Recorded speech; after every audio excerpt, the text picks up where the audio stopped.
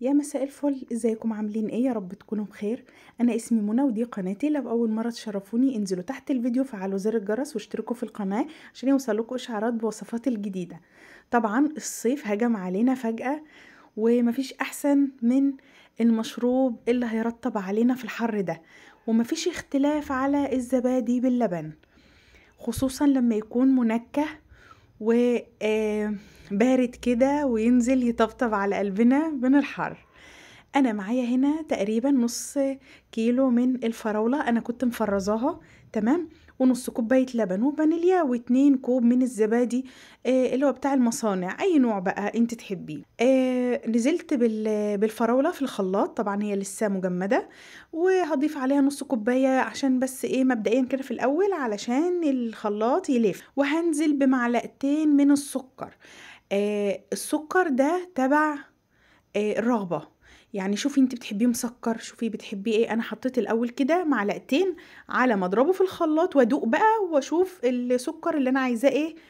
ولو انت عايزة تضيفي عسل ضيفي، بس هو غالبا العسل بيبقى فيه طعم كده. هما طبعا الزبادو اللي احنا بنشتريه مش بيبقى معمول بعسل ولا حاجة، بسكر عادي تمام.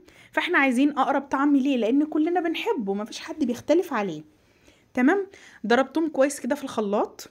لو انت حابة تضيفي لبن اكتر من كده ممكن تضيفي كمان نص كوباية، لان هو ما شاء الله معانا تقيل خالص. وعلى فكرة انت لما هتضيفي نص كوباية مش هيخف ولا حاجة، هو يفضل تقيل كده معانا. هنزل بقى بكوبايتين الزبادي وبحط عليهم نقطتين فانيليا. لو فانيليا بودر يعني حطي ظرف، هو الفانيليا بتدي برضو طعم حلو قوي مع الفراولة، بتعلي معانا النكهة تمام.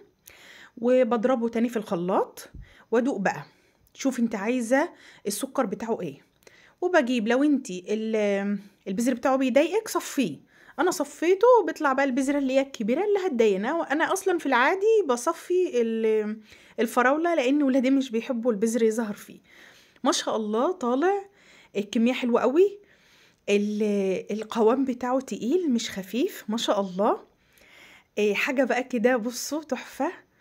ريحة الفراولة أصلا قوية قوي، الفراولة الطبيعية برضو ليها طعم مختلف. وشوفي بقى انت لو حابة تضيفي أي نوع فاكهة تاني براحتك، انت معاكي كل أنواع الفاكهة اللي انت بتحبيها وهيبقى بنفس الطريقة كده. أتمنى تكون الوصفة عجبتكم، وأتمنى من كل قلبي تجربوها وتقولوا لي رأيكم في الكومنتات. ما تنسوش اللايك والشير والسبسكرايب، فعلوا زر الجرس عشان يوصلكم كل فيديو جديد أنا بنزله. كنت معاكم أنا منى غيث، باي باي.